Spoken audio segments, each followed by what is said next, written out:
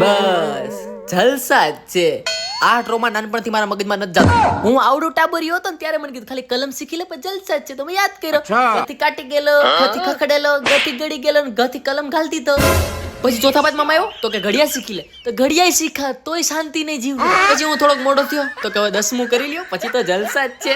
અને પાછા તો એક્ઝામ્પલ આપે કે અમે તારી જેવડા હતા ત્યારે રાતે મીણબત્તી નીચે ભણતા હતા. એમ બોલો ને કે દિવસના તમે રખડતા જ હતા એટલે રાતે ભણવું પડતું હતું ને. મતલબ પોતે જલસા કરી લીધા નાનપણમાં અને અમને હલવાડી દીધા બાળપણમાં. 10મું કરી લે તો કે 12મું કરી લે પછી જલસા જ છે. 12મું માંડ માંડ પતાયું તો કે કોલેજ કરી લે પછી જલસા જ છે. મતલબ આ કઈ ટાઈપના જલસા હે જે આખી દુનિયાને મળે મને નથી મળી રહ્યા.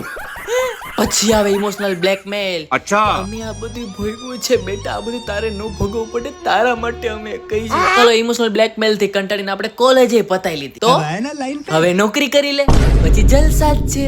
મતલબ ભણાવી ગણાવીને આ લોકોને ડિજિટલ ગધા મજૂરી કરાવી છે આપણી પાસે એ બી કરી લીધી. અને પછી મારો બાટલો ફાટ્યો ઘરે જઈને મેં કીધું કે જરાક આમ હામાં આવો તો, નજીક આવો તો. મેં કીધું ક્યાં છે તો કે શું? મેં કીધું જલસા. હા મતલબ તમે કીધું એ બધું મેં કર્યું પણ મન નથી થતા, જલસા નથી થતા. શું કરું? તો મને કહેવામાં આવ્યું કે હવે તારી ઉંમર જલસા કરવાની છે. મેં કીધું હા હવે મારી ઉંમર હપ્તા ભરવાની થઈ ગઈ તો જલસા માહિતી થાય. તોય પાછા એમ કે ખાલી હપ્તા ભરી દે પછી જલસા છે. મેં કીધું બસ હવે નામ લેતા ને જલસાનું માર નથી કરવા. થતા નથી, ફીલ નથી થતા.